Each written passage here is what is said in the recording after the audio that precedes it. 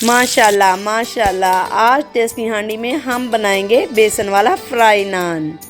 जो भी इसको देखेगा उसके मुंह में पानी जरूर आएगा। ये बहुत ही मजेदार नान है, बाहर से क्रिस्पी और अंदर से बहुत ही नरम। तो चलिए फटाफट से इसे बनाना शुरू करते हैं। सबसे पहले बाउल में डालेंगे 1 कप आटा। अब इसमें शामिल करेंगे 1 कप मैदा,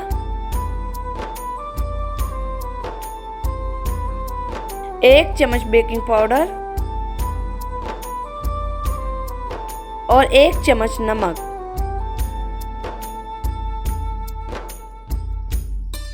अब इसमें हम शामिल करेंगे दूध। याद रखें दूध फ्रिज का ठंडा नहीं होना चाहिए, रूम टेम्परेचर वाला होना चाहिए। अक्सर लोग गलती करते हैं और इसे पानी से गूंद लेते हैं। इसका नुकसान ये होता है कि आपका आटा सख्त हो जाता है और साथ में कलर भी अच्छा नहीं आता। अब हाथों की मदद से इसे अच्छी तरह से मसल कर गूंद लेंगे। इसमें हम खमीर का इस्तेमाल बिल्कुल भी नहीं कर रहे, आपने भी इसमें खमीर का इस्तेमाल नहीं करना।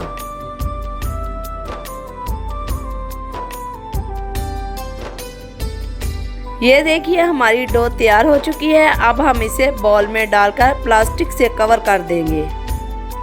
कम से कम 20 मिनट तक हम इसे रखेंगे। अगर आप चाहें तो ज़्यादा देर के लिए भी रख सकते हैं। जब तक हमारी डो तैयार होती है तब तक हम पकौड़ों का बैटर तैयार कर लेते हैं। इसके लिए हम सबसे पहले बॉल में शामिल करेंगे 1 कप बेसन।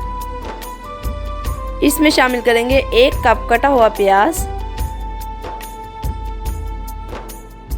1 कप कटा हुआ आलू,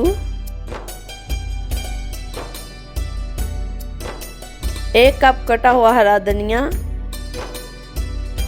2 से 3 अदद हरी मिर्चें। आपको हरी मिर्चें अगर ज़्यादा पसंद है तो आप ज़्यादा भी डाल सकती हैं। अब इसमें जाएगा 1 चम्मच सूखा धनिया, 1 चम्मच लाल मिर्च पाउडर और 1 चम्मच नमक।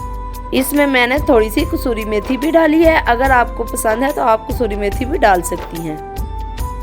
अब इसमें पानी शामिल करके अच्छी तरह से मिक्स कर लेंगे। बेसन का हमने बिल्कुल थिक बैटर बनाना है, इसलिए इसमें ज़्यादा पानी शामिल नहीं करेंगे।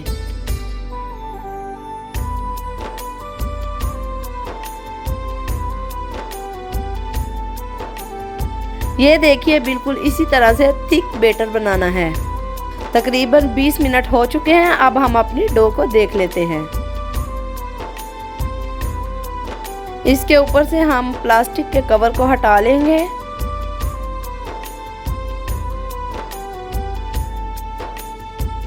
ये देखिए बिल्कुल नरम डो है, जैसी हमें चाहिए थी बिल्कुल वैसी ही है। अब हम इसको निकाल लेंगे और इसके पेड़े बना लेंगे। जिस तरह आप घर में रोटी के पेड़े बनाते हैं उसी साइज में इसके पेड़े बनाने हैं।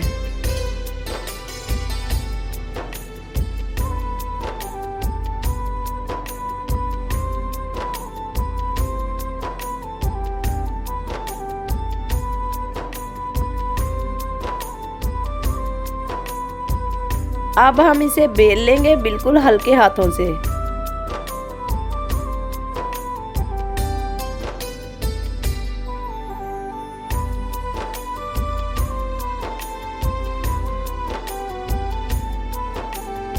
बेलने के बाद पेड़े के कोनों को इस तरह से हम उंगलियों की मदद से प्रेस कर लेंगे।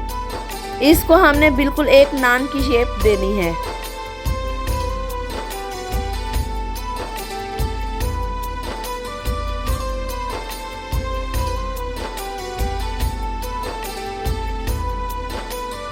अब हम पेड़े के बीच में भी इस तरह से प्रेस कर लेंगे ताकि जो हमारा पकोड़ों वाला बैटर है वो इसके ऊपर अच्छी तरह से लग सके।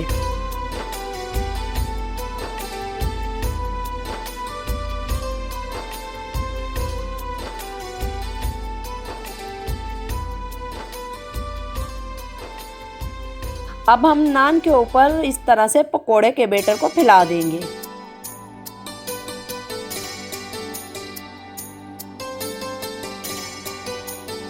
अगर आप तमाम स्टेप्स फॉलो करेंगे तो फ्राई करते वक्त कभी भी आपका बैटर नान से अलग नहीं होगा।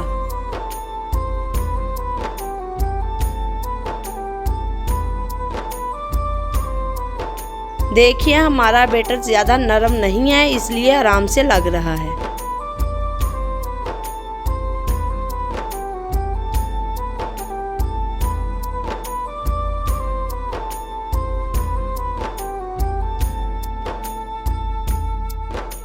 बेसन का नान तैयार हो चुका है। अब हम इसे हल्की आंच पर फ्राई कर लेंगे।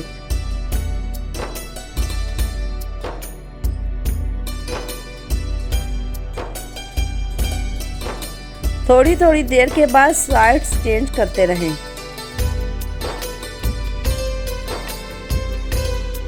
ये देखिए बेसन बिल्कुल इंटैक्ट है, अलग नहीं हो रहा और कितना ज़बरदस्त कलर आया है। माशाल्लाह